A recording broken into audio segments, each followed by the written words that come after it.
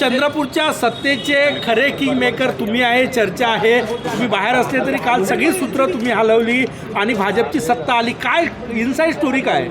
चंद्रपूर महानगरपालिका जिंकणं आणि महापौर आणणं ही जनतेची इच्छा होती, जनतेची आकांक्षा होती. पण मधात आमचे 17 AB फॉर्म हे चोरी गेल्याने आम्हाला पूर्ण बहुमत प्राप्त झालं नव्हतं.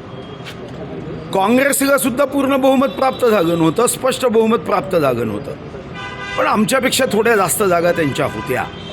ज्या चंद्रपूरच्या जनतेने पार्टीवर आमच्यावर भरभरून प्रेम केलं, महापौर आणणं गरजेचं होतं. आणि माननीय देवेंद्र फडणवीस साहेबांनी, माननीय बावनकुळे साहेबांनी ही जबाबदारी मला दिली आणि सांगितलं की महापौर तुमच्या पसंतीचं आम्ही देतो आहे. तुम्ही ज्यांचं नाव सांगाल त्या नावावर प्रदेशाचे अध्यक्ष रवींद्र चव्हाण साहेब तुम्हाला पत्र देतील. पण निवडून आणण्यासाठी मात्र तुम्हाला पूर्ण शक्तीपणाला लावावी लागेल. आणि नंतर आमच्या जुन्या सहकारी ॲटो चालक असणाऱ्या राजेंद्र खांडेकर यांच्या पत्नी, ज्या अनेक वर्षापासून माझ्यासोबत भारतीय जनता पार्टीचं काम करतात, त्यांच्या महापौर पदासाठी माननीय रवींद्र चव्हाण साहेबांनी पत्र दिलं की महापौराचे कॅन्डिडेट आहे. नंतरही आमच्याच पक्षाच्या एका नेत्यांनी सारिका संदूरकर यांचं नाव प्रदेशाकडून आलं नसतानाही त्यामध्ये खोडा घालण्याचा प्रयत्न केला. प्रश्न उपस्थित झाला होता, वातावरण संशयास्पद झालं की भारतीय जनता पार्टीमध्ये प्रदेश अध्यक्षांनी दिलेल्या नाव्याव्यतिरिक्त दुसऱ्या एका नगरसेविका उमेदवाराचं आवेदनपत्र भरलं गेलं.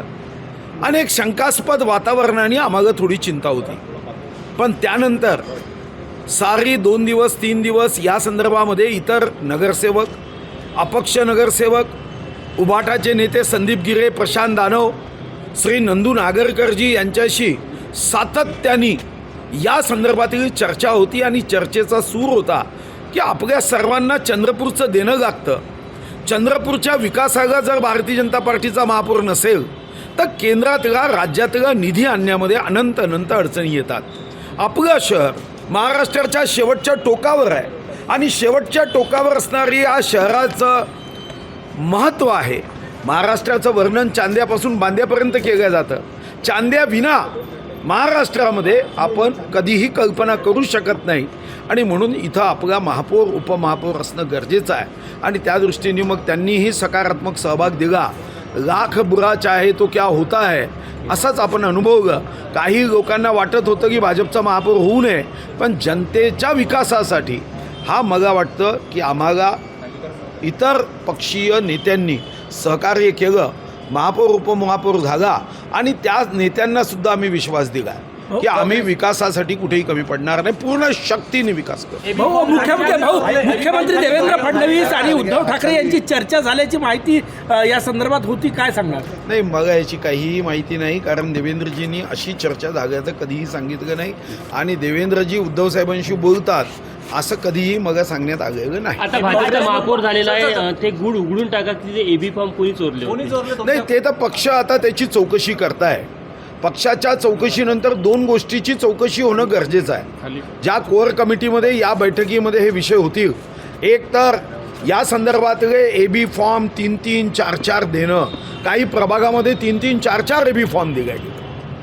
आणि AB फॉर्मची ज्या पद्धतीने या ठिकाणी बदल झाले, पक्षाच्या बैठकीमध्ये निश्चितपणे याची चौकशी होईल. आणि दुसऱ्या एका विषयाची चौकशी होईल की माननीय प्रदेश अध्यक्ष रवी चव्हाणांनी माननीय देवेंद्रजीच्या अनुमतीने, बावनकुळे साहेबांच्या अनुमतीने संगीताताई खांडेकर यांचं नाव लेखी पत्र दिल्यावर पक्षामध्ये हे अनुशासन कधीही असू शकत नाही की एका आमच्याच पक्षाच्या नेत्यांनी सारिकाताई संदूरकर यांना भरीस घातलं.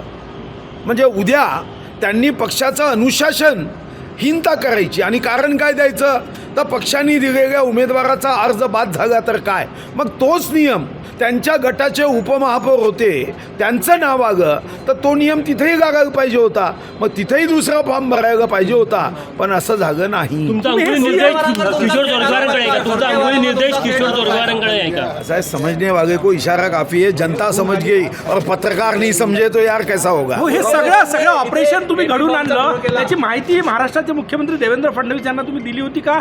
चर्चा काही झाली होती का? मी स्वतः माननीय कोठेकर साहेबांची दिवसातून 4दा चर्चा करायचो, बावनकुळे साहेबांशी चर्चा करायचो आणि मुख्यमंत्री महोदयांची अनुमती घेतली जेव्हा उभाटाला 1 वर्ष देण्याच्या संदर्भामध्ये आमची चर्चा सुरू असताना, मग जेव्हा मी मुख्यमंत्री महोदयांना या संदर्भातली माहिती दिली तेव्हा मुख्यमंत्री महोदय असं मला म्हणाले, 1 वर्षाच्या ऐवजी आवश्यकता असेल तर 1.25 वर्ष द्या, पण महापौर हा भारतीय जनता पार्टीचा झाला पाहिजे.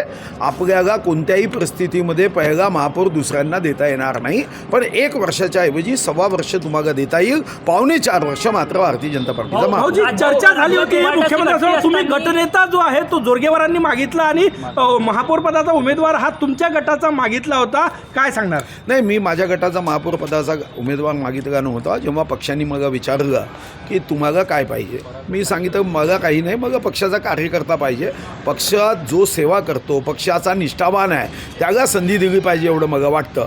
आणि माझ्या माहितीप्रमाणे तेव्हा जोरगेवार साहेबांनी गटनेता त्यांचाच पाहिजे असा आग्रह केला.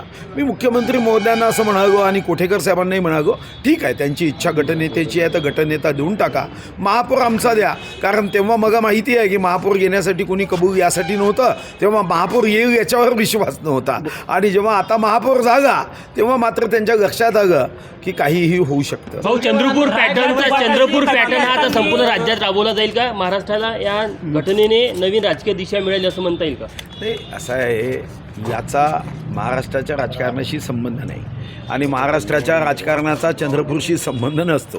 चंद्रपूरच्या जनतेचे हित लक्षात घेऊन दोघांनाही बहुमत नव्हतं. जो प्रयत्न करेल त्याचा महापौर हा विषय होता.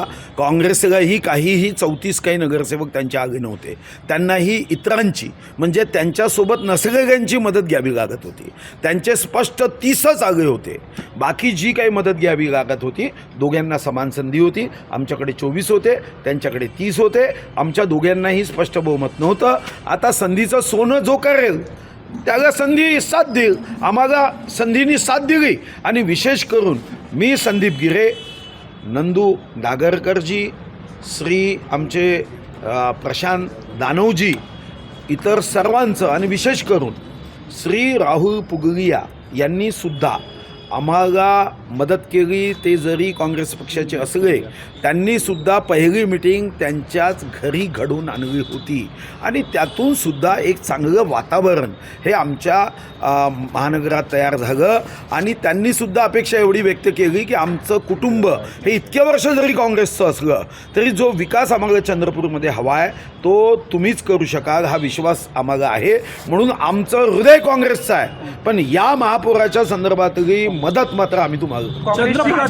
चंद्रपूरमध्ये तुमचे काल फ्लेक्स झळकले, चाणक्य, किंगमेकर, या सगळ्या याच्या मागे तुम्ही होते हे माहिती आहे? नाही, प्रश्न चाणक्य किंवा किंगमेकर हा विषय नाही. कार्यकर्त्यांना आनंद होतो, कार्यकर्त्यांना हरी हुई बाजी जो जीतता है असं त्यांना वाटतं आणि म्हणून मग ते प्रेमाने लावतात. आणि तुम्हालाही माहीत आहे की चंद्रपूर शहरामध्ये आता भाजपमध्ये सुद्धा 2 गट आहे आणि त्या गटामुळे अशा प्रसंगी आमच्या सोबतचे जे कार्यकर्ते असतात त्यांना हे वाटणं स्वाभाविक आहे. त्यांना पहिल्यांदा जेव्हा गटनेता आपल्या गटाचा जागा नाही तेव्हा त्यांना थोडंसं दुःख झालं, पण महापौर जागानं आनंद उतू जाणार आहे हे तर स्वाभाविक आहे. जोरगेवारांनी काल क्रेडिट घेण्याचा प्रयत्न